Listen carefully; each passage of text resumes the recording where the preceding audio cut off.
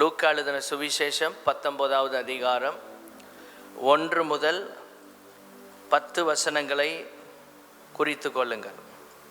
முதல் வசனத்தை 2ஆம் வசனத்தையும் நாம் சேர்ந்து வாசிப்போம். அவர் எரிகோவில் பிரவேசித்து அதன் வழியாக நடந்து போகையில் ஆயக்காரருக்கு தலைவனும் ஐஸ்வர்யவானுமாயிருந்த சகேயு என்னப்பட்ட ஒரு மனுஷன். ஐஸ்வர்யவான், ஆயக்காரருக்கு தலைவன். அவன் நல்ல ஒரு அரசாங்க உத்தியோகத்தில் இருந்தவன்.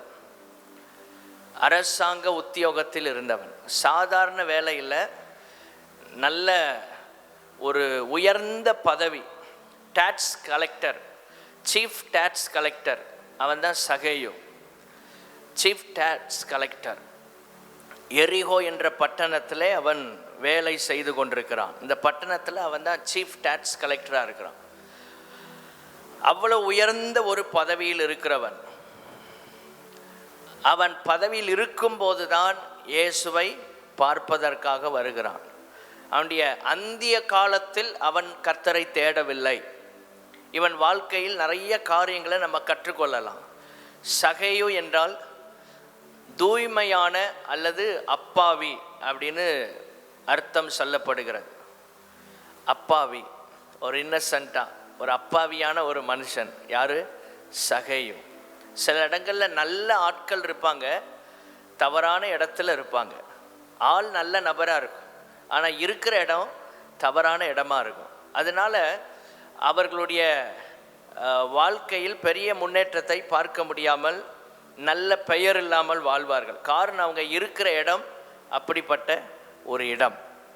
சகேயு ஒரு அப்பாவியான மனுஷனாக இருந்தாலும் அவன் செய்த வேலையின் நிமித்தம் யூதர்கள் அவனை புறக்கணித்தார்கள்.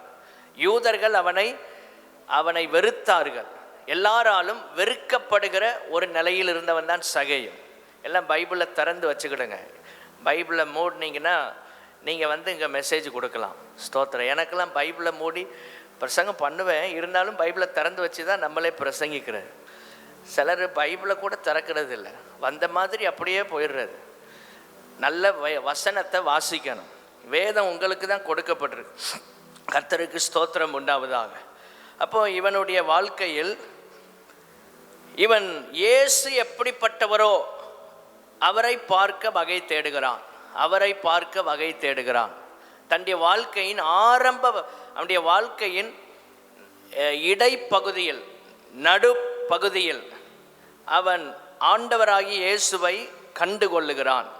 சிலர் அந்திய காலம்னா கடைசி காலம், வாழ்க்கையின் இறுதி பகுதி, லாஸ்ட் ஸ்டேஜ். அந்த கடைசியில் தான் கர்த்தரை தேடுவாங்க, கர்த்தருக்காக ஏதாவது ஒன்று செய்ய விரும்புவாங்க. ஆனால் இவன் வேலையெல்லாம் முடித்து ஓய்வு பெறுகிற நாட்களில் அல்ல, வேலையில் இருக்கும்போதே கர்த்தரை பார்க்க வேண்டும் என்கிற ஆசை அவனுக்குள் வருகிறது. ஹல்லேலூயா. கர்த்தரை பார்க்க வேண்டும் என்கிற ஒரு விருப்பம் அவனுக்குள் ஏற்படுகிறதை நாம் பார்க்க முடியும். சில காரியங்களை உடைய வாழ்க்கையிலிருந்து நாம் தியானிக்க ஆண்டவர் நமக்கு உதவி செய்வாராக. உங்கள் வாழ்க்கையின் எந்த பகுதியில் நீங்கள் ஆண்டவருக்கு இடம் கொடுக்குறீங்க? உங்கள் வாழ்க்கையில் எந்த பகுதியில்? வாலிபத்திலையா, சிறு பிராயத்திலையா, அல்லது வாழ்க்கையின் நடுப்பகுதியிலா, அல்லது அந்திய காலம், கடைசி காலத்திலையா? இது ரொம்ப முக்கியமான ஒரு காரியம். நம்முடைய வாழ்க்கையின் முதல் பகுதியிலிருந்து, சிறு பிராயத்திலிருந்து இயேசுவுக்கு நாம் இடம் கொடுக்கும்போது நம்முடைய வாழ்க்கை மிக ஆசீர்வாதமானதாக மாறும். எப்பொழுது வாய்ப்பு கிடைக்கிறது? சிலருக்கு சிறு பிராயத்தில் ரட்சிக்கப்பட வாய்ப்பு கிடைச்சிருக்காது.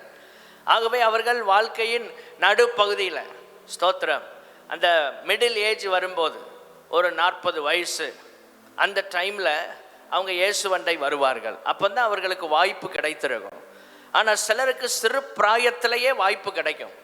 உங்களுக்கு ஆண்டவர் அந்த சிறு வயதிலேயே வாய்ப்பு கொடுத்திருந்தா நாம் எல்லாரும் பாக்கியசாலிகளாக இருக்கிறோம். அல்லேலூயா.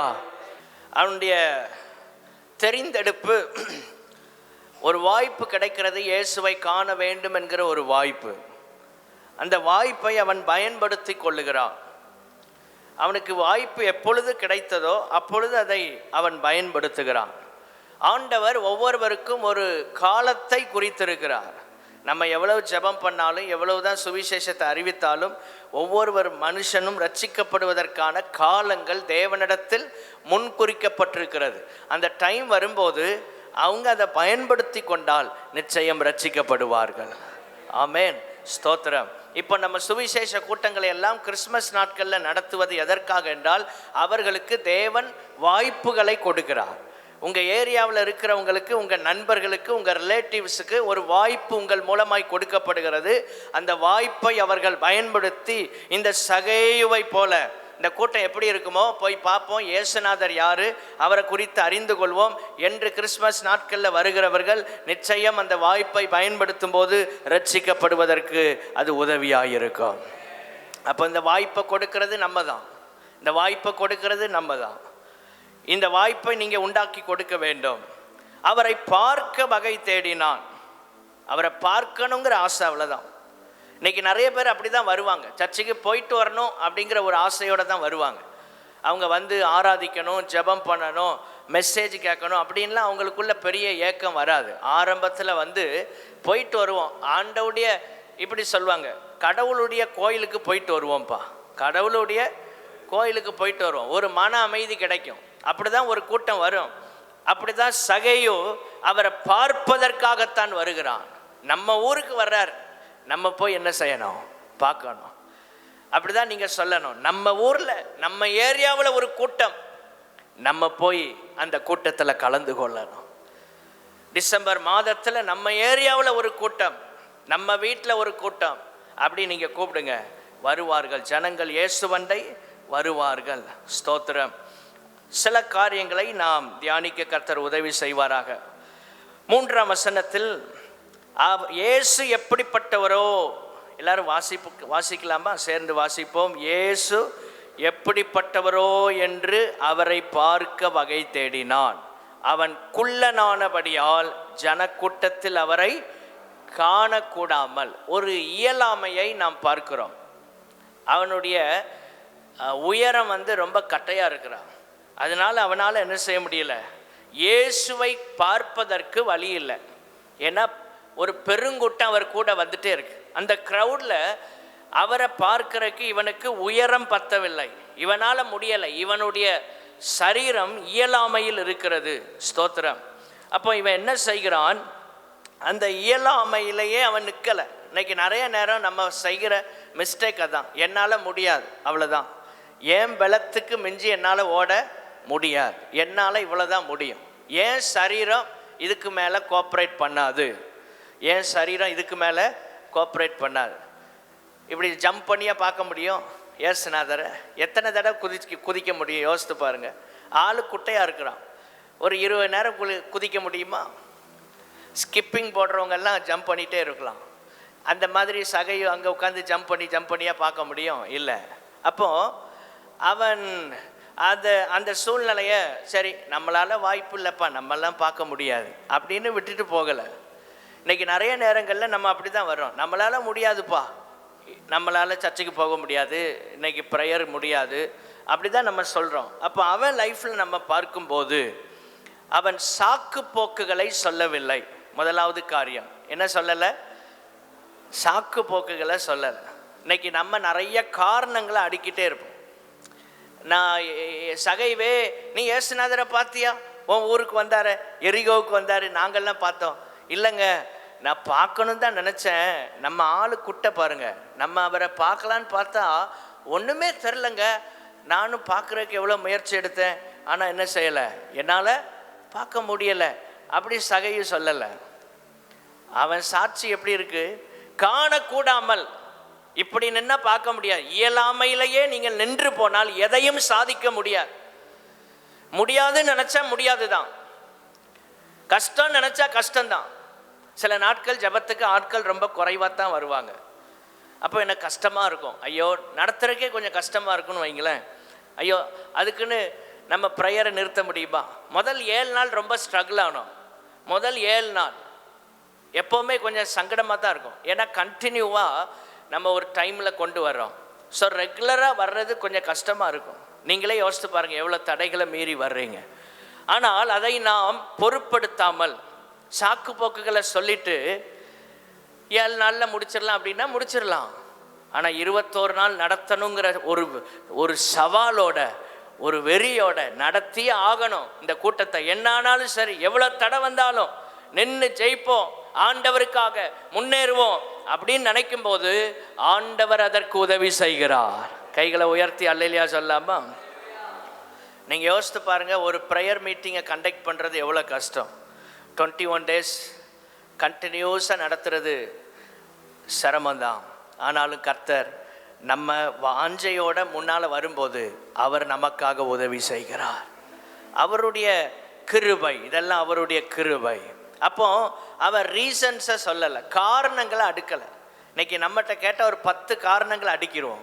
ஆனால் அவன் காரணங்களை சொல்லலை, மாறாக அவனுடைய இயலாமையை கூட அவன் பொருட்படுத்தாமல் இருக்கிறான். உங்கள் லைஃப்பில் நீங்கள் காரணங்களை சொல்லிகிட்டே இருக்கக்கூடாது. ஏன் உங்களால் ஆசீர்வாதமாக இருக்க முடியலை, அதுக்கு ஒரு 10 காரணம் சொல்லுவாங்க. இவங்களால அவங்களால இல்லை. நீங்கள் ஸ்டடியாக இருந்தால், நீங்கள் பலனோடு இருந்தால், நீங்கள் ஞானமாக செயல்பட்டால் எந்த தடையையும் உடைத்து முன்னேற முடியும். அது ஆண்டவர் எனக்கு கற்றுக் கொடுத்தது. இவங்களால தான் அவங்களால தான் யாரையும் நம்ம சொல்லி நாம் தப்பிக்க நினைக்கக்கூடாது. ஆண்டவரே, எனக்கு நீங்கள் கொடுத்ததை நான் செய்வதற்கு எனக்கு பலன் தாரும். ஆமென், ஸ்தோத்திரம். காரணங்களை சொல்லலை, சாக்கு போக்குகளை சொல்லலை. அவன் என்ன செய்கிறான், ஜனக்கூட்டத்தில் அவரை பார்க்க முடியாது. உடனே அவன் ஓடி போய் அவர் போகும் வழியில் முன்னாக ஓடி, அப்போ எவ்வளவு பிரயாசப்பட்டிருக்கிறான் பாருங்கள். அவருக்கு முன்னால் வேகமாக ஓடுறான், ஸ்பீடாக ஓடுறான். கட்டையாக இருக்கிற ஆள் ஒரு வேகமாக ஓட முடியுமா? யோசித்து பாருங்கள். ஆனால் அவர் 2-4 ஸ்டெப் வைக்கிறத நம்ம ஒரு ஸ்டெப் வச்சுட்டு போயிடலாம். ஆனால் அவ்வளவு பிரயாசப்பட்டு ஓடுறான். அப்படி ஓடி அவரை பார்க்கும்படி ஒரு காட்டத்தி மரத்தில் ஏறுகிறான். சாதாரண மரம் இல்லை, என்ன மரம்? காட்டத்தி மரம். அந்த மரத்தில் போய் ஏறி உட்கார்ந்துருக்கிறான். ஸ்தோத்திரம். அப்போ 2வதாக இயலாமைகளை மேற்கொள்ளுகிறான். ஓவர் கம் பண்ணணும். உங்கள் லைஃப்பில் கர்த்தரை நீங்கள் தரிசிப்பதற்கு, ஆண்டவருடைய ஆசீர்வாதங்களை பார்ப்பதற்கு உங்கள் இயலாமைகளை நீங்கள் மேற்கொள்ளுகிறவர்களாய் மாற வேண்டும். ஏ அப்பா, முழு பலத்தோட ஸ்தோத்திரம். இயலாமைகளை நாம் மேற்கொள்ளுகிறவர்களாக மாற, நம்முடைய இயலாமைகளுக்கு ஏற்ற பிரகாரம் நாம் சில வசனங்களை தேடக்கூடாது. இயலாமைகளுக்கு ஏற்ற பிரகாரம் வசனங்களை தேடக்கூடாது. இன்றைக்கி நம்ம ஆலயத்துக்கு போகலைன்னு வைங்க, அப்போ அதுக்கு எங்கேயாவது வசனம் இருக்கா அப்படின்னு நம்ம தேடி கண்டுபிடிக்கக்கூடாது. நம்முடைய இயலாமைகளை நாம் மேற்கொள்ள கர்த்தர் நமக்கு உதவி செய்வாராக. ஆமென், ஸ்தோத்திரம். சிலர் அவங்க இயலாமைகளை ஓவர் கம் பண்ண முடியாமல் அதுக்கு ஒரு வசனத்தை எங்கேயாவது சாதகமாக எடுத்து சொல்லுவாங்க. இப்படி தானே போட்டிருக்கு பைபிளில், இப்படி தானே போட்டிருக்கு. ஓவர் கம் பண்ணணும், மேற்கொள்ள வேண்டும், இயலாமைகளை மேற்கொள்ளணும். அதை அவன் பெரிதுபடுத்தவில்லை. இயலாமைகளை பெரிதுபடுத்தக்கூடாது. உங்களால் முடியாத விஷயத்தெல்லாம் ரொம்ப பெருசுபடுத்தக்கூடாது. உங்கள் பலவீனங்களை பெரிதுபடுத்தக்கூடாது. நிறைய நேரங்களில் அப்படி தான் நம்ம பழகியிருக்கிறோம். ஒரு சிம்பத்தியை கிரியேட் பண்ணிடுவாங்க, அனுதாபத்தை உருவாக்குவது, அனுதாபத்தை சம்பாதிப்பாங்க. அப்படி நம்ம ஒரு நாளும் மாறக்கூடாது. ஸ்தோத்திரம். நம்முடைய இயலாமைகளை நாம் பெரிதுபடுத்தக்கூடாது. சகையுடைய லைஃப்பில் இயலாமை இருந்தது, அதை அவன் பெருசாக சொல்லிட்டு உட்காரல. இப்போ நீங்கள்லாம் பார்ப்பீங்கப்பா, நீங்கள்லாம் உயரமான ஆட்கள், நான் ரொம்ப கட்டையாக இருக்கிறேன், எனக்கு இது வாய்ப்பு இல்லை அப்படின்னு அவன் சொல்லி ஒதுங்கலை. இயலாமைகளை பொருட்படுத்தாமல் இயலாமைகளை அவன் மேற்கொள்ளுகிறான். அல்லேலூயா. இப்படி உங்கள் லைஃப்பில் மாறுங்க, நீங்கள் ஆசீர்வாதமாக இருப்பீங்க. நீங்கள் ஆசீர்வாதமாக இருப்பீங்க. இதெல்லாம் பைபிள் நமக்கு கற்றுக் கொடுக்கிறது. பைபிள் நமக்கு கற்றுக் கொடுக்கிறது. ஸ்தோத்திரம். இயலாமைகளை நம்ம மேற்கொள்ளணும். அதுக்கு தான் ஆண்டவருடைய கிருபை நமக்கு கொடுக்கப்பட்டிருக்கிறது. பவுல் குள்ளமான மனுஷன், பலவீனமான மனுஷன், அன்றைய உலகத்தை அசைத்தான். எப்படி அவ்வளோ டிராவல் பண்ண முடிஞ்சு, எப்படி அவனால் சாதிக்க முடிஞ்சது? ஆண்டவருடைய கிருபை அவனோடு இருக்கிறதை உணர்ந்து அவன் ஒரு ஸ்டெப் எடுத்து வைக்கிறான். அடுத்த ஒரு 99 அடிகள் எடுத்து வைக்க ஆண்டவர் அவனுக்கு கிருபை கொடுக்கிறார். ஒரு அடியை நீங்கள் எடுத்து வைங்க. 99 ஸ்டெப்ஸ் ஆண்டவர் நீங்கள் எடுத்து வைக்கிறதுக்கு உங்களுக்கு கிருபை ஆண்டவர் தருவார். எப்போவுமே நான் சொல்வேன், யுத்தம் பண்ணுகிறவங்களுக்கு தான் எதனா கொடுப்பாரு? ஆயுதத்தையும் கொடுப்பாரு, பயிற்சியையும் கொடுப்பார். எல்லாரும் சொல்லுங்க, என்ன கொடுப்பார்? ஆயுதத்தையும் கொடுப்பார். யுத்தமே பண்ணாமல் இருக்கிறவங்களுக்கு என்ன கொடுக்க மாட்டார்? சொல்லுங்க. ஆயுதமும் வேண்டாம், பயிற்சியும் வேண்டாம். சிலர் கற்றுக்கொள்ளுகிற மனப்பான்மை இருக்காது. போதுங்க, இயேசு நல்லவர், இயேசுநாதரை பற்றி ஓரளவு தெரியுது, இவ்வளோ போதும் அப்படின்னு நினைக்கிற காரணம் என்னென்னா, யுத்தம் பண்ணுறதுக்கு ஆயத்தமாக இல்லை. யுத்தம் என்பது ஊழியம், யுத்தம் என்பது ஜெபம், யுத்தம் என்பது நீங்கள் கர்த்தருக்காக செய்கிற காரியங்கள். இதெல்லாம் நீங்கள் செய்யணும். தேவ ராஜ்யத்தை கட்டண்டா உங்களுக்கு பயிற்சியும் தேவை, ஆயுதமும் தேவை. எல்லாரும் சொல்லுங்க, பயிற்சியும் தேவை. நாம் எப்படி இருக்க வேண்டும் என்கிற பயிற்சி. ரெண்டாவது, நம் கையில் கொடுக்கப்படுகிற ஆயுதங்களை எப்படி பயன்படுத்த வேண்டும் என்கிற பயிற்சி. ரெண்டும் வேணும். ஒரு அல்லேலூயா சொல்லலாமா? நம்மளையும் ஆயத்தப்படுத்தக்கூடியதன் பயிற்சி. நாம் எப்படி தயாராகணும், ஒரு ஜெபத்துக்கு நாம் எப்படி ப்ரிப்பேராக இருக்கணும், எப்படி ஊழியம் செய்வதற்கு ஆயத்தப்படணும். நீங்கள் ஒரு பிரச்சனையான ஒரு மனநிலையோட ஊழியத்துக்கு போய் பாருங்கள், அன்றைக்கி ஊழியமே ஆசீர்வாதமாக இருக்காது. நீங்கள் போராட்டமான ஒரு மனநிலையில் ஊழியங்களை செஞ்சு பாருங்கள், அன்றைக்கி ரொம்ப ஸ்ட்ரகிள் ஆவீங்க. ஆனால் நல்ல சமாதானத்தோட தேவ பிரசன்னத்தோட நீங்கள் ஊழியங்களை செய்தால் அந்த ஊழியம் ஆசீர்வாதமாக இருக்கும். இப்போ உங்களை ஆயத்தப்படுத்தணும். ரெண்டாவது, நீங்கள் கையால் போகிற ஆயுதங்களை எப்படி பயன்படுத்தணுங்கிற பயிற்சி. சர்வாயுத வர்க்கத்தெல்லாம் எபேசியர் அப்போஸ்தலனாகிய பவுல் மிக அழகாக எழுதியிருக்கிறதை நாம் பார்க்கிறோம். என்னென்ன ஆயுதங்கள் நமக்கு தேவை என்பதை நாம் எபேசியரில் வாசிக்கிறோம். எபேசியர் 6வது அதிகாரம் 10ஆம் வசனத்திலிருந்து 17ஆம் வசனம் வரைக்கும் குறித்து கொள்ளுங்கள். 10லிருந்து 17 வரைக்கும் இருக்கு, நீங்கள் குறித்து கொள்ளுங்கள். நிறைய ஆயுதங்கள்லாம் சொல்லப்பட்டிருக்கிறது. ஸ்தோத்திரம். சத்தியம் என்னும் கச்சை, மார்க்கவசம், இதெல்லாம் நம்ம போட்டு எப்படி யுத்தம் பண்ணணும். கடைசியில் பட்டயம் என்னது? வசனம். ஆவியின் பட்டயம் என்கிற வசனம். இதை எடுத்துக்கொள்ளணும். இந்த பட்டயத்தை வச்சு எப்படி யுத்தம் பண்ணுறது? வசனம் தெரிந்தால் மட்டும் போதாது, இந்த வசனத்தை வச்சு எப்படி யுத்தம் பண்ணுறது, அதுதான் பயிற்சி. கைகளை உயர்த்தி அல்லேலூயா சொல்லலாமா? வசனம் நமக்கு நிறைய தெரிஞ்சிருக்கும், வசனம் தெரியாத ஆள் யாருமே இல்லை. ஆனால் இந்த வசனத்தை வைத்து எப்படி யுத்தம் பண்ணுவது, இந்த வசனத்தை எப்படி அப்ளை பண்ணுறது, இந்த வசனத்தை எப்படி என் வாழ்க்கையிலே நான் பிரயோஜனப்படுத்தி கொள்வது, எந்த டைமில் எந்த வசனத்தை பயன்படுத்தணும், இதெல்லாம் யாருக்கு? பயிற்சி தான் நமக்கு உதவி செய்கிறது. குதிரை யுத்த நாளுக்கு ஆயத்தமாக்கப்படும், ஜெயமோ கர்த்தரால் வரும். அப்போ ஆயத்தமானாதான் ஜெயம் கிடைக்கும். எல்லாரும் சொல்லுங்க, ஆயத்தமானாதான்.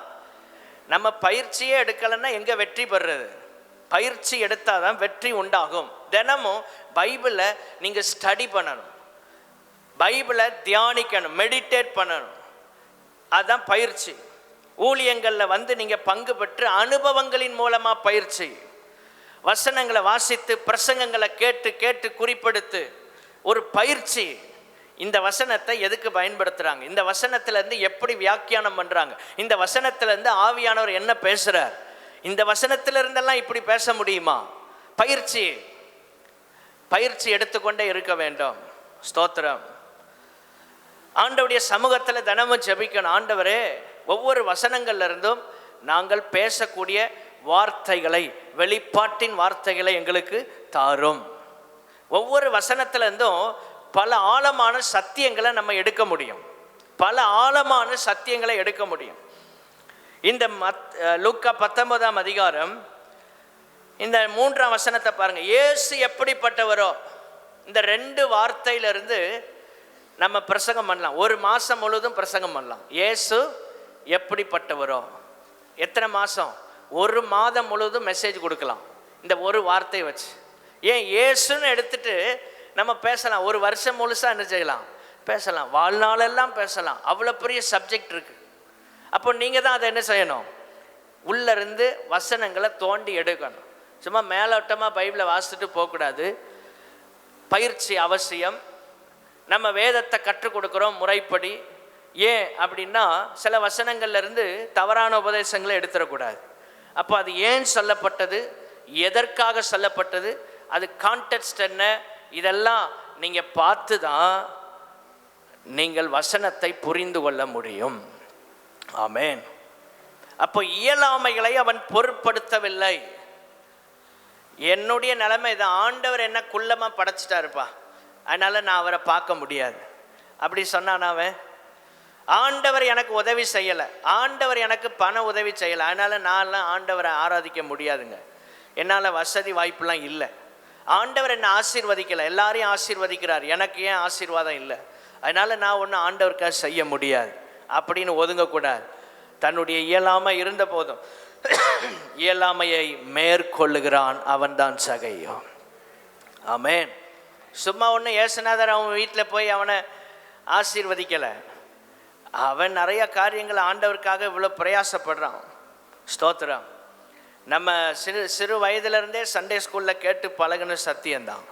ஆனால் இன்றைக்கு ஆண்டவர் உங்களோட தெளிவாக பேசுகிறார். ஸ்தோத்திரம். கதையாக எதையும் பார்த்துட்டு போயிடாமல் அதை என் வாழ்க்கைக்கு கர்த்தர் எப்படி பயன்புள்ளதாய் மாற்றுகிறார் அதை தான் பார்க்கணும். இல்லை பைபிளை வரலாறாக படிச்சுட்டு போயிடக்கூடாது. சகையை பற்றி தெரியுமா, நல்லா தெரியுமே, ஒன்று விடாமல் எல்லாம் சொல்லிடுவாங்க. அதுவல்ல முக்கியம். அதிலிருந்து கர்த்தர் என்னோட என்ன பேசுகிறார், என் லைஃபுக்கு அதை எப்படி பயன்படுத்துறது, எனக்கு அதிலிருந்து எதை பிரயோஜனமாக்கி கொள்வது. இன்னைக்கு அப்படி தான் ஆண்டவர் உங்களோட பேசுகிறார். உங்கள் வாழ்க்கையோட சம்பந்தப்படுத்தப்பட்ட செய்திகள் தேவை. சும்மா கதையை சொல்லி முடிக்கிறது எல்லாரும் முடிக்கலாம். அரசியல் தலைவர்கள்ட்ட கேட்டிங்கன்னா சிலர்லாம் நல்லா பேசக்கூடிய ஆட்கள் இருக்கிறாங்க. பைபிள் கதையெல்லாம் அழகாக சொல்லுவாங்க, பைபிள் எப்படி இருக்குது அப்படி இருக்குன்னு. ஆனால் நம்ம அப்படி அல்ல. இந்த வசனங்கள் ஜீவன் உள்ளது. நாம் பிரசங்கிக்கிற இயேசு ஜீவனோடு இருக்கிறார். இந்த வார்த்தை வல்லமை உள்ளது. ஆமென். இதை உங்கள் வாழ்க்கையில் எப்படி பயன்படுத்த போறீங்க அதான் முக்கியம். ஸ்தோத்திரம். உங்கள் வாழ்க்கைக்கு இதை எப்படி பயனுள்ளதாக்கி கொள்வது.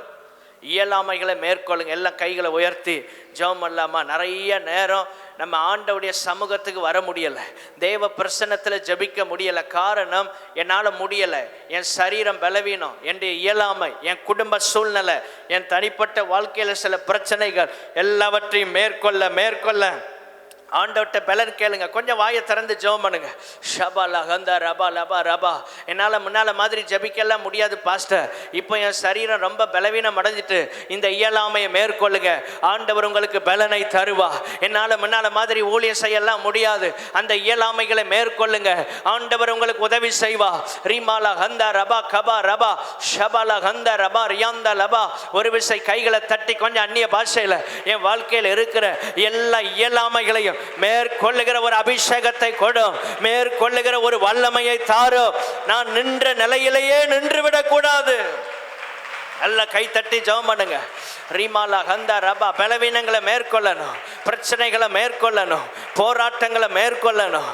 ரீமாலா ஹந்தா ரபா நியாந்தா ரபா லபா ரபா.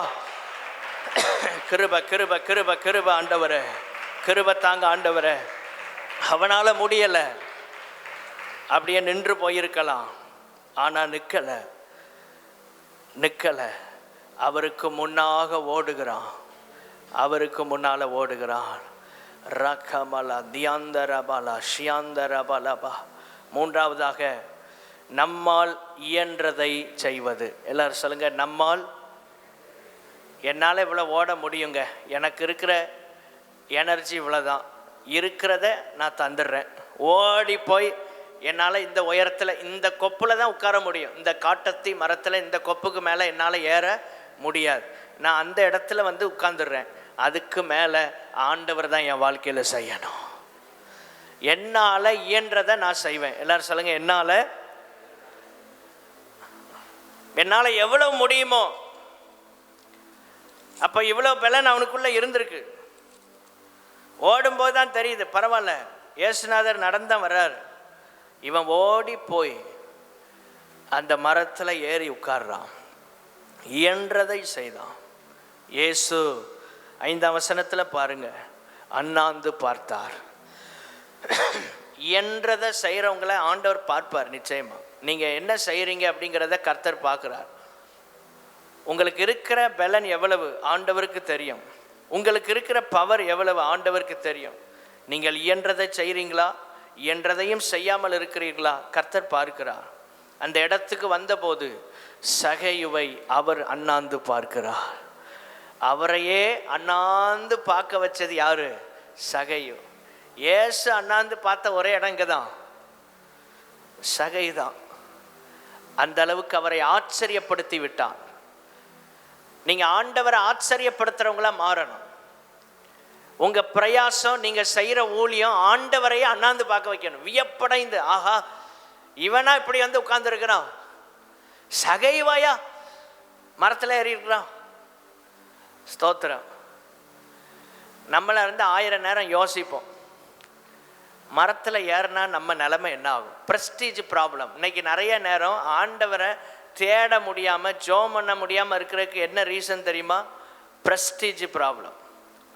நிறைய நேரங்கள் அதான். நான் போய் மரத்தில் ஏறினா என்ன நினைப்பாங்க?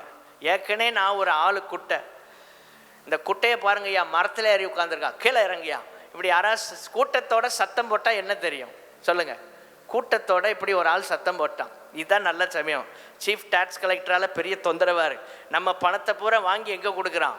ரோமர்களுக்கு கொடுக்குறான். இவங்க யூதர்களுக்கு இல்லை, ரோமர்களுக்கு விசுவாசமாக இருந்தவங்க. சகையோ இந்த பையலாக உட்காந்துருக்கான், என்னை பாரு. இல்லை கூட்டத்தோட என்ன செஞ்சுருப்பான்? 4 பேர் நெருக்கியே இவனை கொன்றுவான். அவ்வளோ கோபத்தில் இருக்கிறாங்க மக்கள். இன்றைக்கி மாதிரி சிசிடிவி எல்லாம் கிடையாது, அங்கங்கே தெருக்கல்லாம் இப்போ வச்சுருக்குறாங்க. கூட்டத்தோடு சேர்ந்து அடித்து போட்டால் இவனை யாரும் நசுங்கியே போயிடுவான். மரத்தில் ஏறி உட்காந்துருக்கிறான், கூட்டத்தோடு சத்தம் போட்டால் இவனுக்கு ஒன்றும் தெரியாது. ஆனால் அதெல்லாம் அவன் பொருட்படுத்தலை. நான் எவ்வளோ பெரிய ஆஃபீஸர், நான் மரத்தில் ஏற முடியுமா? இன்றைக்கி நிறைய நேரம் அதான், நான் எவ்வளோ பெரிய ஆள், என் குடும்பம் என்ன, நான் எவ்வளவு பெரிய அந்தஸ்தில் உள்ளவன், நான்லாம் இறங்கி இதெல்லாம் செய்ய முடியாது பாஸ்டர், நான் இந்த ஊழியத்தை செய்யலாம் என்னால் முடியாது. ஏன்? எது நமக்கு தடையாக இருக்குது?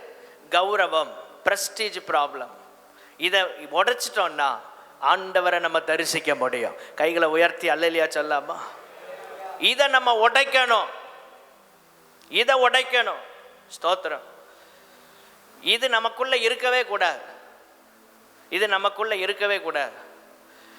எனக்கு ஆண்டவர் இதெல்லாம் கற்றுக் கொடுத்தார். நான் என்னை ஆண்டவருடைய ஒரு வேலைக்காரனாகத்தான் பார்க்கிறேன். நான் எந்த இடத்துக்கு போனாலும் எதிர்பார்த்து போக மாட்டேன். பல தடவை சொல்லியிருக்கிறேன். எங்கேயாவது போய் நமக்கு ஒரு ஜெபம் தருவாங்களா? சில கூட்டங்களுக்கு போவேன், கூப்பிடுவாங்க, போவோம். சில அடக்க ஆராதனைகள் அங்கெல்லாம் போகும்போது நமக்கு ஏதாவது ஒரு பார்ட்டு தருவாங்களான்னு போகிறதில்ல. நான் போய் நடத்துகிற ஆட்கள்கிட்ட கேட்குறதும் கிடையாது. எனக்கு அது பிடிக்காது. நம்ம கேட்டு வாங்கக்கூடாது, அவங்களாம் கொடுத்தா செய்யணும். ஆமேன். ஒரு நாள் கூட நான் என் வாழ்க்கையில் அப்படி எங்கேயும் போய் எனக்கு ஒரு பாட்டு தாங்க, ஒரு ஜெபம் தாங்க, ஒரு 2 வார்த்தை பேசட்டுமாங்க, இப்படிலாம் கேட்குறதே இல்லை. ஆளோட ஆளாக போய் உட்காருவேன். நமக்கு எங்கே போனாலும் நம்மளை பயன்படுத்தன்னு கர்த்தருடைய சித்தம் இருந்தால் அவர் பயன்படுத்துவார். அல்லேலூயா சொல்லலாமா? யார்கிட்டையும் போய் கையை பிடிச்சி காலை பிடிச்சி எல்லாம் வாங்குகிற நிலை நான் கிடையாது. ஸ்தோத்திரம். அல்ல பழக்க வழக்கத்தை வச்சு உரிமையோடு கேட்குறது நமக்கு கிடையாது. போய் உட்காருவோம், கிடைச்சா தோத்திரம், கிடைக்கலன்னாலும் ஸ்தோத்திரம். ஆமேன். ஸ்தோத்திரம். ஆண்டவருக்காகத்தானே செய்கிறோம். அவர் நம்மளை அந்த இடத்துல பேசணும்னு நினச்சா அவர் பேச வைப்பார். ஜெபம் பண்ணணும்னு வச்சார்னா ஜெபம் பண்ண, எனக்கு ஒரு ஜெபம் தரலையே, ஒரு ஜெபமாக தந்திருக்கலாமே. இதுதான் ப்ரெஸ்டீஜ் இஷ்யூ, இதுதான் ப்ரெஸ்டீஜ் இஷ்யூ. தேவனுடைய பிள்ளைகளை இந்த நிலையில் இருந்தால் கர்த்தர் நம்மளை பயன்படுத்த முடியாது. எத்தனை பேர் ஆமேன்னு சொல்ல விரும்புகிறீங்க? நம்ம ஜெபம் பண்ணி என்ன சாதிக்க போகிறோம்? நான் அப்படி தான் யோசிப்பேன். நமக்கு இப்போ ஜெபம் கொடுக்கலன்னா என்ன ஆக போகுது? ஒன்றும் ஆக போகிறோம் இல்லை. நம்ம கொடுத்தா ஜெபம் பண்ண போகிறோம், அவ்வளோதான். அப்படி தான் யோசிக்கணும். இதெல்லாம் கிறிஸ்தவத்தில் நீங்கள் கற்றுக்கொள்ள வேண்டிய சில பாடங்கள். இன்னைக்கு நிறைய நேரம் நம்ம நிறைய பேரோட ஒத்து போக முடியலை. நம்ம எதையும் எப்பொழுதும் எதிர்பார்க்கவே கூடாது. ஒரு ஆமேன்னு சொல்லாமா? அப்படி இருந்தால் கர்த்தர் நம்மளை உயர்த்துவார். அல்லேலூயா சொல்லலாமா? ஏஸ்தாஸ் பிரதர் பக்கத்தில் சங்கீதராஜ் உட்கார்ந்துருக்கிறான், யூத்து. அவர் ஆண்கள் ஐக்கியம். ஆண்கள் ஐக்கியத்தை விட்டு வாலிபர் டிபார்ட்மெண்ட்லேருந்து இவனுக்கு ஒரு வாய்ப்பு கொடுக்குறோம். அப்போ அண்ணன் கண்டிப்பாக சந்தோஷப்படுவார். அப்படி தானே? அப்படி நம்ம எல்லாருடைய மனசும் இருக்கணும். ஆமேன். அப்போ தான் சபை வளரும். சரி, எல்லாம் சரிதான், இருந்தாலும் உங்களுக்கு ஒரு ஜெபத்தை மட்டும் கொடுத்துருந்தா நல்லா இருந்துக்குமேன்னு யார்ட்டையும் போய் பிட்ட போடக்கூடாது. இப்படி ஆட்கள் நிறைய நான் பார்த்துட்டேன் ஊழியத்தில். ஏன் இவங்க வருத்தமாக இருக்காங்க? அவங்க பரவு சொல்லுவாங்க, அந்த சிஸ்டர் கேட்டாங்க, பாஸ்டர் உங்களுக்கு ஒரு போர்ஷன் கொடுத்தா நல்லா இருந்திருக்கும் அப்படின்னு. அதான் எனக்கு கொஞ்சம் கஷ்டமாயிட்டு. இந்த ஆளு கூட அப்படி யோசிக்கலை. கூட இருக்க ஆட்கள் ஒரு நினைவு உண்டாக்கி விட்டுருவாங்க. அப்படிலாம் இல்லை. ஆண்டவர் எனக்கு எந்த நேரம் எங்கே என்னை பயன்படுத்த நினைக்கிறாரோ அங்கே நிச்சயம் என்னை பயன்படுத்துவார். அல்லேலூயா சொல்லலாமா? யாரும் நம்ம பயன்பாட்டை தடுக்க முடியாது. யாரும் நம்ம ஊழியத்தை தடுக்க முடியாது. ஆமேன். நீங்கள் ஒரு நாள் அப்படி நினைக்காதீங்க. மற்ற மனிதர்கள் மேலே கோபமோ வருத்தமோ வரக்கூடாது. இவங்க வந்தனால தான் எனக்கு வாய்ப்பு கிடைக்கல, அப்படி இல்லை. ஆண்டவர் என்னை எப்படி பயன்படுத்த நினைக்கிறாரோ அப்படி என்ன செய்வார். எத்தனை பேர் விசுவாசிக்கிறீங்க? இதெல்லாம் நம்ம பிராட் மைண்ட், ஸ்தோத்திரம், நல்ல ஒரு எண்ணம் வந்துருச்சுன்னா நம்ம ஆசீர்வாதமாக இருப்போம். எல்லாரோட சமாதானமாக சபையில் இருப்போம். என்ன பயன்படுத்துறது கர்த்தர். எல்லாரும் சொல்லுங்க, என்ன பயன்படுத்துறது கர்த்தர் தானே? ஆமென். அப்போ அவருக்கு என்ன பயன்படுத்த நினைச்சா யார் தடுத்தாலும் பயன்படுத்துவாரா பயன்படுத்த மாட்டாரா? சொல்லுங்க, இப்போ சொல்லுங்க. அப்போ ஏன் பயன்படுத்தலை? அப்போ கர்த்தருக்கு என்ன சித்தமோ அப்படிதான் ஆண்டவர் செய்வார். ஒரு ஆமேன் சொல்லாமா? அவன் அப்படி யோசிக்கல. அவன் நினைச்சா அப்படி யோசித்திருக்கலாம். நான் எவ்வளோ பெரிய ஆள், எனக்குன்னு ஒரு மதிப்பு இருக்குது, எனக்குன்னு ஒரு மரியாதை இருக்குது. நான் காரில் போய் இறங்கினா என் டோரை திறக்கிறதுக்கு ஒரு ஆள் இருக்குது. நான் காரில் ஏறி உட்காந்தா என் டோரை க்ளோஸ் பண்ணுறதுக்கு ஆள் இருக்குது. இங்கே போய் நான் ஏறி இவ்வளோ மரத்தில் ஏறணுமா என்ன? இவன் என்ன பண்ணியிருக்கலாம்? விசிட்டிங் கார்டு கொடுத்து நம்மளாக இருந்தால் என்ன செஞ்சுருப்போம்? ஏசுநாதரை என் ஆஃபீஸில் தனியாக சந்திக்க சொல்லுங்கள், அப்பாயின்மெண்ட் இந்த டைம் அப்படின்னு. இன்றைய காலம்னா அப்படி தான் மாறி இருக்கும். அப்படி தானே? ஸ்தோத்திரம். இந்த டைமில் என்ன பார்க்க சொல்லுங்க. இல்லை, ஏன் ஆண்டவர் அவனை அவ்வளோ ஆசீர்வதித்தார் தெரியுமா? தன்னுடைய ப்ரெஸ்டீஜை அவன் பார்க்கல, எல்லாத்தையும் உடைச்சிட்டு அவ்வளோ பெரிய ஆஃபீஸர் அவன் மரத்தில் ஏறுறான். எல்லாம் கிண்டல் பண்ணுறான். இந்த குட்டையன் பாரு, மரத்தில் ஏறி கிடக்காம்பா. அதெல்லாம் அவன் காதில் விழலை. சகையுவே அப்படின்னு ஏசுநாதர் சொன்னது மட்டும்தான் அவன் காதில் விழுகிறது.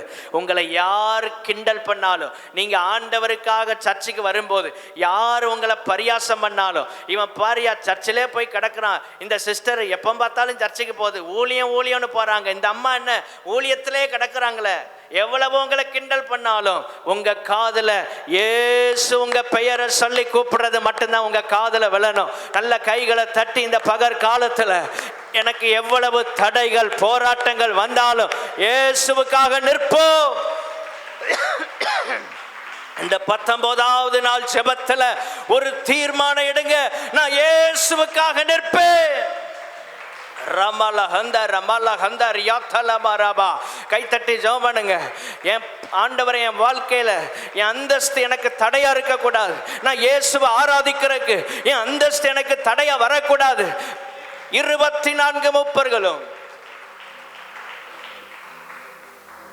தங்களுடைய கிரீடங்களை கீழே இறக்கி வைத்து விட்டு இயேசுவை ஆராதிக்கிறாங்க.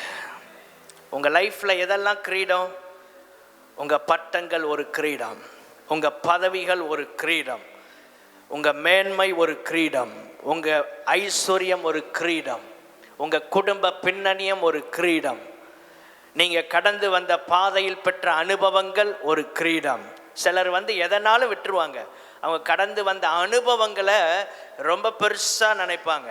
தப்பு இல்லை, அதையும் கீழே இறக்கி வைக்கணும். ஏன்னா இந்த எக்ஸ்பீரியன்ஸ் எல்லாம் எப்படி வந்துச்சுன்னா ஆண்டவருடைய கிருபையினால் வந்தது. ஆண்டவருடைய கிருபையினால் வந்தது. இதெல்லாம் கீழே இறக்கி வச்சிடணும். சர்ச்சுக்குள்ள வரும்போதே எல்லாத்தையும் கீழே இறக்கி வச்சுட்டு வந்தால் நல்லா ஆராதிக்கலாம். ஆமேன், ஆமேன், ஸ்தோத்திரம். சில நேரங்களில் பாஸ்டர் ஜெபம் நடத்தினா தான் சில நேரம் ஜெபம் பண்ணுவாங்க. பாஸ்டர் பாடினா பாடுவாங்க. ஏன்னா நான் பாஸ்டருக்கு ஈக்குவலான ஆள். வேறு யாரும் ஜெபம் பண்ணால் ஜெபம் பண்ண மாட்டேன், வேறு யாரும் பாடினா நான் பாட மாட்டேன். Prestige issue. தேவனுடைய பிள்ளைகளே, முன்னால் நின்று நடத்துறது ஜெபம் நடத்துறதெல்லாம் உங்களுக்காகத்தான், உங்களை ஜெபம் பண்ண வைக்கிறதுக்கு தான். ஆமேன். இங்கே நிற்கிறனால நாங்கள் பெரிய ஆளும் கிடையாது, கீழே நீங்கள் இருக்கிறனால நீங்கள் குறைஞ்சவங்களும் கிடையாது. நம்ம எல்லாரும் கிறிஸ்துவுக்குள்ளே ஒன்றாக இருக்கிறோம். எத்தனை பேர் விசுவாசிக்கிறீங்க? அல்லேலூயா சொல்லாமா? இதெல்லாம் நான் இந்த சர்ச்சில் ஃபேஸ் பண்ணது தான் சொல்கிறேன். ஆரம்ப நாட்களில் என்ன எனக்கு ஆண்டவர் கற்றுக் கொடுத்தார். எப்போ நீ எல்லாம் யோசிக்காத, நீ என்ன தானே ஆராதிக்கிற, நீ பாட்டு ஆராதி. ஒரு காலகட்டத்தில் எல்லாரும் ஆராதிக்க ஆரம்பித்தாங்க. ஆமேன். அப்படி மாறும். நம்ம பாஸ்டர் வந்தால் நம்ம எழும்பணும் அப்படியெல்லாம் ஒன்றும் கிடையாது. அவர் வந்தால் தான் நம்மளும் ஜெபம் பண்ணணும் அப்படி இல்லை. ஜெபம்னா ஆரம்ப ஜெபத்துலேருந்தே ஜெபம் பண்ணிட்டே இருக்கணும். நம்ம கர்த்தரை பார்க்க வர்றோம். அல்லேலூயா சொல்லலாமா? இயேசுவை பார்க்குறதுக்கு வர்றோம். ப்ரெஸ்டீஜ் இஷ்யூஸ்லாம் உடையணும். இப்படிப்பட்ட காரியங்கள் இருந்தால் நம்மளை கர்த்தர் பயன்படுத்த முடியாது. ஆண்டவர் பயன்படுத்துகிற பாத்திரம் எப்படி இருக்கும் நாளைக்கு உங்களோட பேச போகிறேன். 20வது நாள் ஜெபம் ரொம்ப முக்கியமானது. இன்னும் 2 days தான் இருக்குது, மிஸ் பண்ணிடாதீங்க. 20வது நாள் ஜெபம். ஆண்டவர் பயன்படுத்துகிற பாத்திரம் எப்படி இருக்கணும், அப்போ தான் நம்மளை யூஸ் பண்ணுவார். சகையோ தண்டி அந்தஸ்தை பார்க்கல, கஷ்டப்பட்டு தான் ஏறியிருப்பான் மரத்தில். அவன் ஏறும்போது எல்லாரும் சிரிச்சிருப்பாங்க. யார் சிரிக்கிறா அதெல்லாம் பார்க்கல. ஊழியம் செய்ய ஆரம்பிக்கும் போது 4 பேர் கிண்டல் பண்ணுவாங்க. நீ அப்பா ஊழியம் செய்கிற, நீங்களா ஊழியத்துக்கு போகிறீங்க கேட்பாங்க. அவங்களுக்காண்டியே உட்காந்துடக்கூடாது. போய் வண்ணார்பட்ட சர்ச்சிலையாப்பா ஊழியம் செய்கிற. நானும் நிறையா பார்த்துட்டேங்க. எங்கேனாலும் ஊழியம் செஞ்சால் பிரச்சனை வர மாட்டேங்குது. வண்ணார்பட்ட சர்ச்சுக்குள்ளே ஒரு ஆள் ஊழியம் செஞ்சால் என்ன வருது? எப்படியாவது எங்கேயாவது நியூஸ் போயிரு. ஏன் மற்ற சபைகளுக்கு கூட போகுது. எப்படி தான் போகுமோ தெரியலை. ஆண்டவர் நம்ம சபை குறித்து ஒரு பெரிய நோக்கம் வச்சிருக்கிறார். ஒரு அல்லேலூயா சொல்லலாமா? இதெல்லாம் வரும். 2 நாளில் ஊழியம் செஞ்சுட்டு நிற்கக்கூடாது. அவங்க ஏசுகிறாங்க, இவங்க கிண்டல் பண்ணுறாங்க. வரும், செய்யுங்க. அதுதான் ஊழியம். ஆமேன். நல்லா பேசுனாங்க அந்த சிஸ்டர், இப்போ என்னை பார்த்தாலே கண்டுக்கிட மாட்டேங்காங்க. அப்படி தான் இருப்பாங்க. செய்யுங்க ஊழியத்தை. ஆண்டவர் உங்களோடு இருக்கிறார். அல்லேலூயா சொல்லலாமா? எல்லாம் நல்லா தான் பேசுனாங்க. இப்போ அடிக்கடி சர்ச்சுக்கு போய் ஜெபத்துக்கு 21 நாள் போகணுன்னொன்னே ஒரு மாதிரி மூஞ்சி போயிட்டு வர்றோன்னொன்னே போட்டுமே பரவாயில்ல, இயேசுநாதர் உங்களை பார்த்து ரொம்ப சிரித்த முகமாக இருக்கிறார். அல்லேலூயா, அல்லேலூயா. சிலர் ரொம்ப சர்ச்சுக்குள்ளே இன்வால்மெண்ட்டே ஆகுறதில்ல. ஏன்னா யாராவது வருத்தப்பட்டுருவாங்க. நம்ம போய் அடிக்கடி அந்த ஊழியம் இந்த ஊழியம்னு போனால் நம்மளை யாராவது ஏதாவது நினச்சா, நம்ம கூட உள்ளவங்க வருத்தப்பட்டா அதெல்லாம் பார்க்காதீங்க. இவன் கூட உள்ள ஆஃபீஸர்ஸ் என்ன நினைப்பாங்க? யோ உன் பொசிஷன் என்னையா, எங்களுக்கு மேலே இருக்கிற சீஃப் டேக்ஸ் கலெக்டர்ப்பா, நாங்கள் எல்லாம் உனக்கு கீழே இருக்கிறோம், நீ இப்படி போய் நிற்கிறியே. அவன் கூட உள்ளவங்க சொன்னதை கேட்கல. எனக்கு ஒரே ஆசை, இயேசுவை பார்க்கணும். எல்லாரும் சொல்லுங்க, யாரை பார்க்கணும்? அவர் அண்ணாந்து பார்க்கும்படியா வச்சுட்டான். அவனை கண்டு 5ஆம் வசனத்தில், சகைவே நீ சீக்கிரமாய் இறங்கி வா, இன்றைக்கு நான் உன் வீட்டிலே என்ன செய்யணும்? எல்லாரும் சொல்லுங்க, நான் உன் வீட்டிலே. பிரஸ்டீஜ் எல்லாம் விட்டு வந்தவன் வீட்டில் ஆண்டவர் இயேசுவும் தங்குறதுக்கு வர்றாரு. கைகளை உயர்த்தி அல்லேலூயா சொல்லாமா? நம்ம எங்கே போனாலும் ஒரு மதிப்பை தேடியே பழகிட்டோங்க, பழகிட்டோம். அதான் பிரச்சனையே. எங்கே போனாலும் நமக்கு ஒரு மதிப்பு. நாம் தேவனுடைய பிள்ளையாச்சே, நான் எவ்வளோ பெரிய ஆள் அப்படிலாம் இல்லை. ஆளோட ஆளா. ஸ்தோத்திரம்.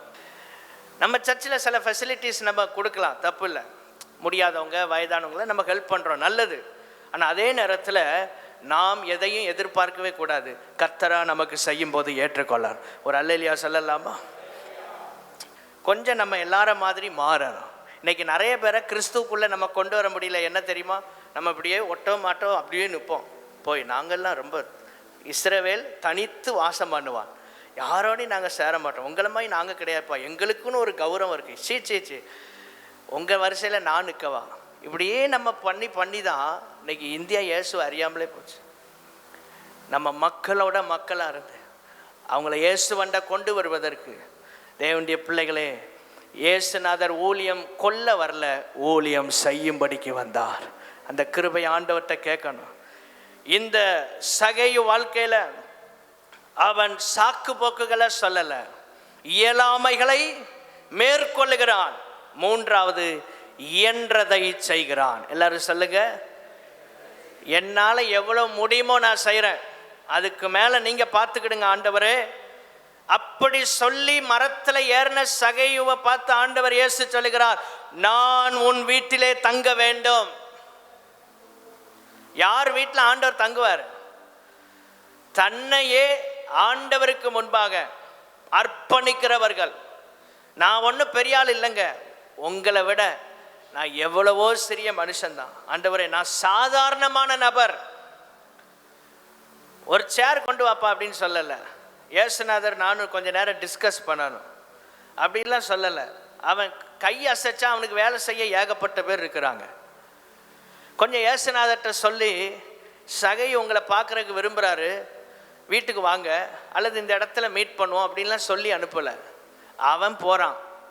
அதுதான் சகையோ. கைகளை உயர்த்தி அல்லேலூயா சொல்லலாமா? இறங்கி வா. 6வது வசனம், சந்தோஷத்தோட அவரை அழைத்து கொண்டு போனான். உங்கள் வாழ்க்கையில் இந்த கௌரவம் இதெல்லாம் விட்டுட்டா சந்தோஷம் இருக்கும். அப்படி வாழ்ந்து பாருங்களேன். ஒரு நார்மல் லைஃப் வாழ விரும்பணும். நான் அதை தான் விரும்புகிறேன். ஒரு நார்மல் லைஃப், சும்மா ஆகா ஓகோன்னு அந்த அலப்பறை பண்ணிக்கிட்டுலாம் இருக்கக்கூடாது. நார்மலாக எல்லார மாதிரி அப்படி தான் இருக்கணும். அப்படி வாழ்ந்து பாருங்கள், சந்தோஷம் இருக்கும். நான் பெரியாள், நம்மளே நமக்கு இன்ட்ரோ கொடுத்துட்ருப்போம். நம்ம மூலமாக நடக்கிறதே சொல்லிட்டு இருக்காம, ஆண்டவரே எல்லாம் உங்கள் கிருபை, எல்லாம் உங்கள் கிருபை. ஆராதிக்கிற நேரம், ஜெபம் பண்ணுற நேரம் எப்படி இருக்கணும்? பிரசங்கத்தை கேட்கிற நேரம் தான். 24 மூப்பர்களும் தங்கள் கிரீடங்களை கீழே இறக்கி வைத்து சேனைகளின் கர்த்தர் பரிசுத்தர் என்று அவரை ஆராதிக்கிறது போல, எவ்வளவு கர்த்தர் நம்மளை பயன்படுத்தினாலும், எவ்வளவு கர்த்தர் நம்மை உபயோகப்படுத்தினாலும், அவர் பாதத்தில் சரணாகதியாய் விழுந்து கிடக்க வேண்டும். அதுதான் தேவ பிரசன்னம். இந்த பகற்காலத்தில் ஆண்டவர் உங்களோட பேசுகிறார். எல்லாரும் சொல்றாங்க, 7ஆம் வசனம் லூக்கா 19:7, இவர் பாவியான மனுஷனிடத்தில் தங்கும்படி போனார் என்று முறுமுறுத்தார்கள். இயேசுநாதருக்கே பிரச்சனை வந்துட்டு, இயேசுநாதருக்கே பிரச்சனை வந்துட்டு பாருங்க. அப்படி ஒரு கூட்டம் அன்னைக்கு இருந்துச்சு. இவன் வீட்டுக்காயா போனார்? போயும் அவன் இருதயம் கர்த்தருக்கு தெரியும். ஆமென். யாரையும் நேற்று லீடர்ஸ் மீட்டிங்கில் ஜூமில் என்ன டீச் பண்ணேன்னா, பிஹேவியர், நம்முடைய நடத்தை எப்படி இருக்கணும், நம்முடைய நடத்தையை பாதிக்கிற விஷயங்கள் என்ன, பைபிளில் இருந்தும் சைக்கலாஜிக்கலாகவும் ரெண்டையும் கம்பேர் பண்ணி டீச் பண்ணேன். நேற்று கொஞ்சம் பேர் தான் வந்தாங்க. நைட்டு 9:30 10 வரைக்கும். அதை கேட்டவங்களுக்கு, நோட்ஸ் எடுத்தவங்களுக்கு தெரியும் நம்ம நடத்தை எதனால் பாதிக்கப்படுது. சிலர் இயல்பாகவே இருப்பாங்க, இப்படி கை கட்டி உட்கார்றது அவங்க இயல்பாக இருக்கும், அப்படி அவங்க ஃப்ரீயாக இருப்பாங்க. ஒவ்வொருத்தர் ஒவ்வொரு ஸ்டைலில் இருப்பாங்க. இதை பார்க்கும்போது ஒவ்வொருத்தருடைய என்ன எப்படி இருக்கும், ரொம்ப பெருமையான ஆளுப்பா கை கட்டி உட்காந்துருக்குறான். சிலர் நல்லா நீட்டாக சாக்ஸ் போட்டு ஷூ போட்டு வருவாங்க. சில ஆட்கள் இதை பார்த்து ஐயோ அப்பா அப்படின்னு. சிலர் இயல்பாகவே எங்கே போனாலும் நல்லா நீட்டாக ட்ரெஸ் பண்ணி வருவாங்க. அதெல்லாம் பார்க்கும்போது மற்றவங்களுக்கு எப்படி இருக்கும், ரொம்ப பெருமைக்கார ஆளுப்பா இந்த சிஸ்டரு, புருஷனை பாரு எவ்வளோ எளிமையாக இருக்கிறான், இந்த பொம்பளையை பாரு என்னோட இதாக ட்ரெஸ் பண்ணிட்டு வருது, தேவையா அப்படிங்க. அது இயல்பு, கேஷுவலாக சிலர் இருப்பாங்க. அவங்க இயல்பு நிலை. இதெல்லாம் தவறான புரிந்து கொள்ளுதல், குயிக் ஜட்ஜ்மெண்ட்ஸ். இதெல்லாம் நேற்று டீச் பண்ணேன், பாதி பேர் மிஸ் பண்ணிட்டாங்க. யாரையும் சீக்கிரம் நியாயம் தீர்க்கிற ஒரு சுபாவம், டக்குன்னு பார்த்தோன்னே சொல்லிடுவாங்க. சிலர் சொல்லுவாங்க, இந்த ஆள் பார்த்தா கரெக்டாக சொல்லிடுவார்யா, அப்படி மட்டும் யாரையும் நம்பாதீங்க, அது பார்க்குறது தப்பு. யாரையும் குயிக்காக ஜட்ஜ்மெண்ட் பண்ணக்கூடாது. நீங்கள் அவாய்ட் பண்ணணும், குயிக் ஜட்ஜ்மெண்ட்ஸை அவாய்ட் பண்ணணும். அவங்க ஏன் இப்படி இருக்கிறாங்க கொஞ்சம் நீங்கள் புரிந்து கொள்ளணும், டைம் எடுக்கணும். ஸ்தோத்திரம். சிலர் யார்கிட்டையுமே பேச மாட்டாங்க, அமைதியாக இருப்பாங்க. ஏன் அப்படின்னா அவங்க பிஹேவியர் அப்படி இருக்கும். என்ன பாதிப்பு? பர்சனல் எக்ஸ்பீரியன்ஸ், தனிப்பட்ட வாழ்க்கையில் என்றைக்கோ அவர்களுக்கு ஏற்பட்ட ஒரு பாதிப்பு.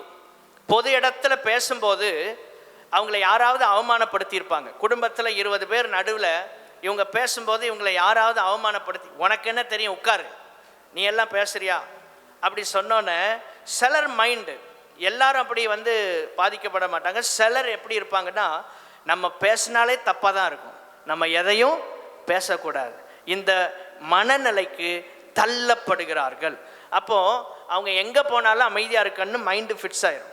நம்ம இங்கே பேசக்கூடாது, நம்ம பேசினா எப்படி தான் இருக்கும், தப்பாக தான் இருக்கும் அப்படிங்கிற மைண்ட் செட்டுக்குள்ளே வந்துடுவாங்க. 4 பேர் முன்னால் பேசினா நம்ம அவமானப்படுவோம், ஸோ நம்ம எதையுமே சொல்லக்கூடாது. தெரிந்திருந்தாலும் பதில் சொல்ல மாட்டாங்க. காரணம், அவங்க வாழ்க்கையில் ஏற்கனவே சந்தித்த ஒரு அனுபவம். இதெல்லாம் அவங்க நடத்தையை பாதிக்கிறது. ஏன் இவங்க அட்டாச் ஆக மாட்டேங்கிறாங்க, ஏன் இவங்க பேச மாட்டேங்கிறாங்க அப்படின்னா, எங்கேயோ அவங்க காயப்பட்டிருப்பாங்க, யாரையோ நம்பி பேசி ஏமாந்துருப்பாங்க. இப்போ அவங்க மைண்ட் என்ன சொல்லும், நீ யார்கிட்டையும் பேசாத, யாரையும் நம்பாத. இதுதான் நடத்தையில் ஏற்படுகிற பாதிப்பு. இன்னைக்கு நிறைய நேரங்களில் இப்படிப்பட்ட நிலையில் ஒதுங்கிடுறாங்க. சிலர் பார்த்தோன்னே குயிக் ஜட்ஜ்மெண்ட்ஸ். எத்தனை பேர் மனம் பாதிக்கப்படும் யோசித்து பாருங்க. நீங்கள் தீர்ப்பு கொடுக்கறனால எவ்வளோ பேர் பாதிக்கப்படுவாங்க. இங்கே சொல்கிறாங்க, முறுமுறுக்கிறாங்க, பாவியான மனுஷன். சகைவை குறித்து ஒரு ஜட்ஜ்மெண்ட் கொடுக்கப்படுது. இவன் பாவியான மனுஷன்ப்பா, அவன் வேலையை தான் செய்கிறான், வேலையை செய்யும் போது எக்ஸ்ட்ரா கொஞ்சம் வாங்கிடுறான். 10,000 ரூபா டேக்ஸ் அப்படின்னா 20,000 ரூபா வாங்கிடுறான், கூட கொஞ்சம் வாங்கிட்டு போகிறான். இவ்வளோதான் அவன் செஞ்ச பாவம் அப்படின்னு மினிமைஸ் பண்ண முடியாது, பெரிய பாவம். ஆனால் ஒரு கூட்டமே அவனை இகழுகிறது. தேவனுடைய பிள்ளைகளே, அவன் செய்த பாவத்துக்கு பரிகாரம் செய்கிறான். இயேசு வரும்போது அந்த அனுபவம் உண்டாகிறது. பாவத்துக்கு அவன் பரிகாரமா, மன்னிக்கப்பட்டதற்கு அடையாளம் என்ன? ஒருவன் மனம் திரும்பினதற்கு அடையாளம் என்னவென்றால், அவன் பழைய வாழ்க்கையை விட்டு திரும்ப வேண்டும். 8ஆம் வசனத்தை பாருங்க. சகையு கர்த்தரை நோக்கி சொல்றான், ஆண்டவரே. இயேசுவை பார்க்க வந்தவன் இப்ப ஆண்டவரை பார்த்துட்டான். இயேசுதான் ஆண்டவருங்கிறத பார்க்கிறான். ஒரு மெசேஜ் கொடுக்கல. ஆண்டவர் இயேசு பிரசங்கத்தினால சகைவை மாத்தல, அவருடைய பார்வையினால சகைவை மாற்றினார். ஒரு வார்த்தை, உன் வீட்டில் தங்கணும்ப்பா. யோசிக்கிறான், ஒரு பையன் நம்ம வீட்டுக்கு வரமாட்டான், நம்மளை நேசிக்கிறதுக்கு இந்த ஊரில் ஒரு ஆள் இல்லை. ஆனால் இவர் என்னை நேசித்து என் வீட்டில் தங்கணும்னு வர்றாரு, இவர் தான் என் கடவுள், இவர் தான் என் ஆண்டவர்.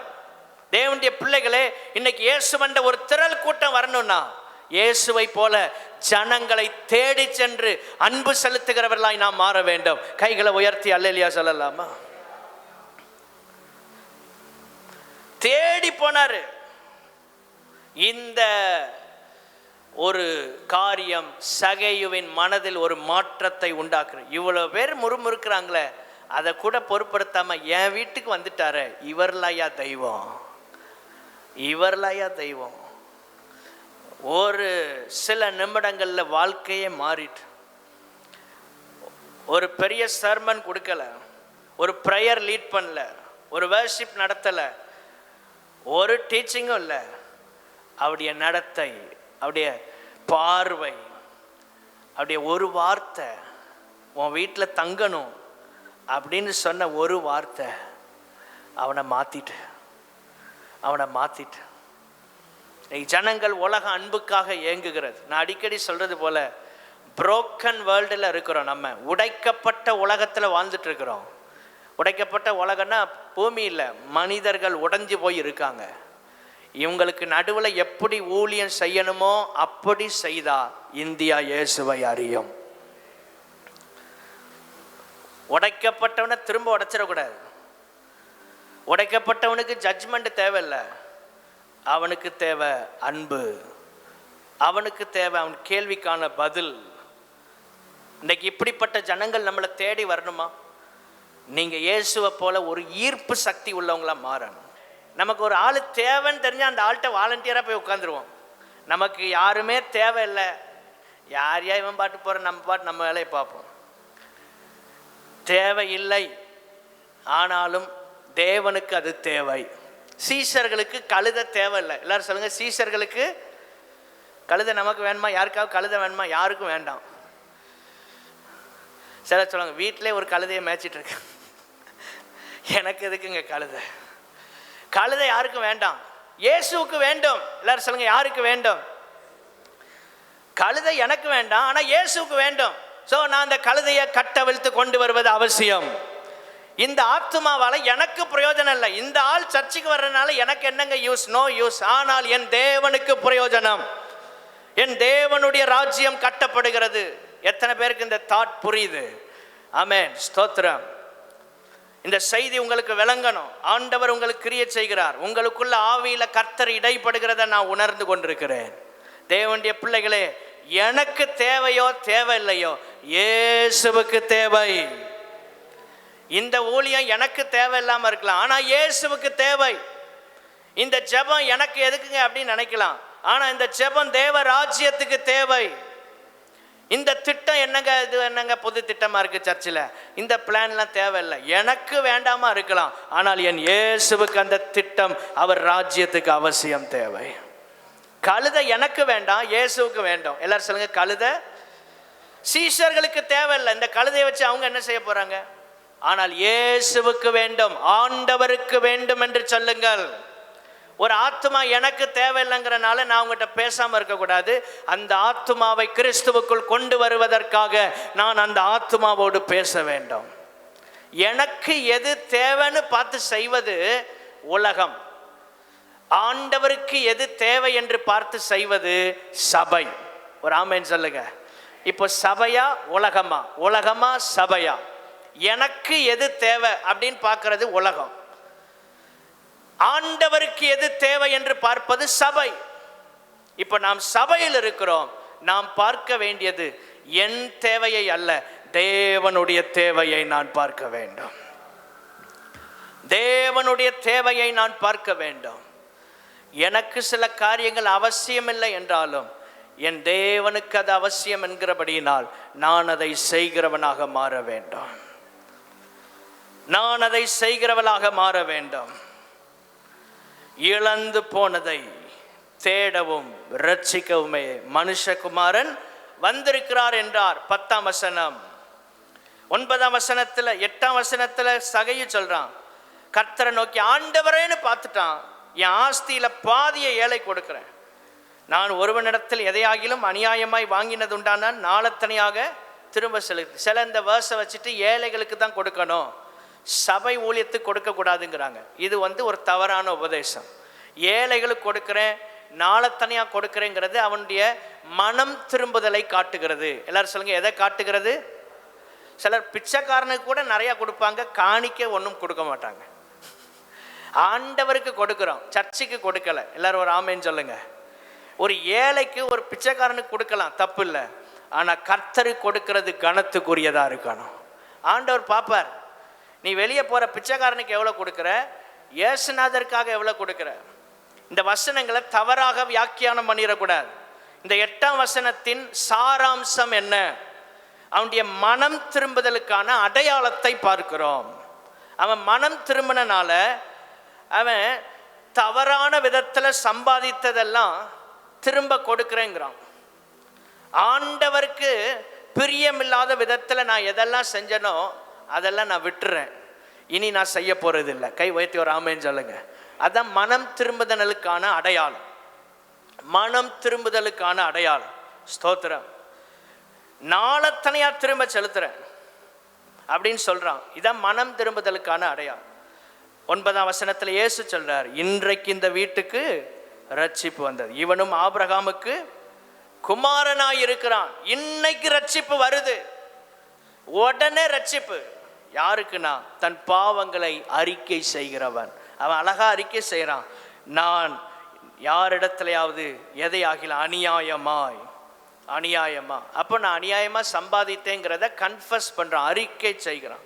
உங்கள் லைஃப்பில் கர்த்தர் உங்களை ஆசீர்வதிக்கிறதற்கு தேவனுடைய பிள்ளைகளே ஸ்தோத்திரம், 4ஆவதாக அறிக்கை செய்கிறவர்களாக மாற வேண்டும். பாவங்களை அறிக்கை செய்ய வேண்டும். 3வது சொன்ன இயன்றதை செய்யணும். 4வது பாவங்களை அறிக்கை செய்யணும். என்கிட்ட ஏதாவது மிஸ்டேக் இருக்கா செக் பண்ணிகிட்டே இருக்கணும். ஒவ்வொரு நாளும் அறிக்கை செய்யணும். ரட்சிக்கப்பட்டாச்சுங்க நான் பரிசுத்தவான்னு சொல்லக்கூடாது, தினமும் அறிக்கை செய்யணும்.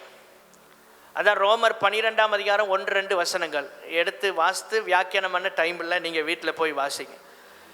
சரீரத்தை ஒப்பு கொடுப்பது, ஜீவ பலியா ஒப்பு கொடுக்கணும்.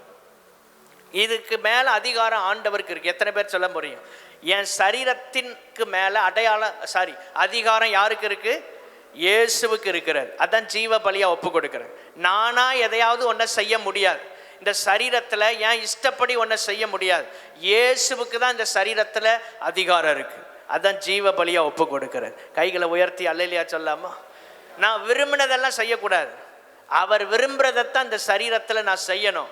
ஏன்னா இனி நான் அல்ல, கிறிஸ்துவே எனக்குள் பிழைத்திருக்கிறார்.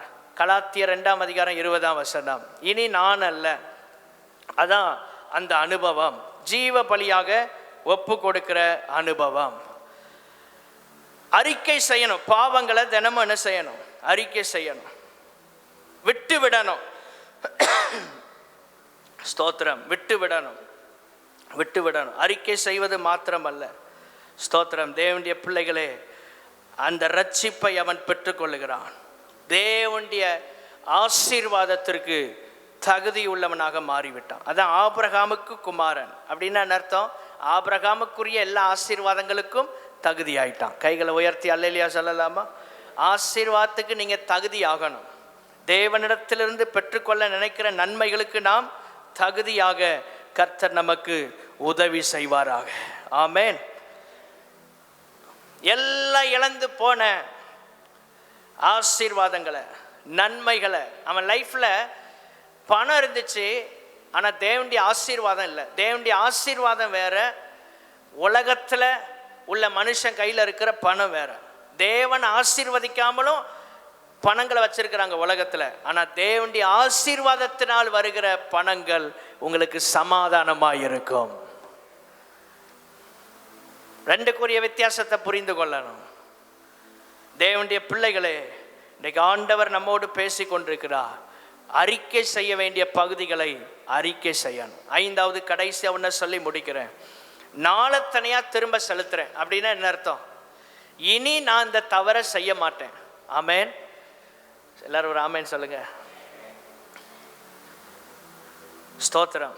இனி நான் இந்த தவறை செய்ய மாட்டேன். இது எதற்குரியதுனா விட்டு விடுவதற்கான தீர்மானம். ஆமேன். ஸ்தோத்திரம். தேவன் தருகிற ரட்சிப்பில் நிலைத்திருப்பதற்கான ஒரு தீர்மானம். 5வது, நம்ம வாழ்க்கையில் ஒரு தீர்மானம் எடுக்கணும். விட்டு விடுவதற்கு ஒரு தீர்மானம், அவரை பின்தொடர்வதற்கு ஒரு தீர்மானம். கை உயர்த்தி அல்லேலூயா சொல்லுங்க. 5வது குறிப்பு, 2 பாயிண்ட்டை சொல்லி முடிக்கிறேன். 5வது தீர்மானம், அதில் 2 சப் பாயிண்ட்ஸ் என்னன்னா, ஒன்று விட்டு விடுவதற்கான தீர்மானம், இன்னொன்று பின்தொடர்வதற்கான தீர்மானம். 5 காரியங்கள். விட்டு விடுறதுக்கும் தீர்மானம் வேணும், பின்தொடர்வதற்கும் தீர்மானம் வேணும். அப்படி பின்தொடர தீர்மானித்த போது சகேயுவை இயேசு ஆசீர்வதித்தார். எல்லாரும் எழுந்து நின்று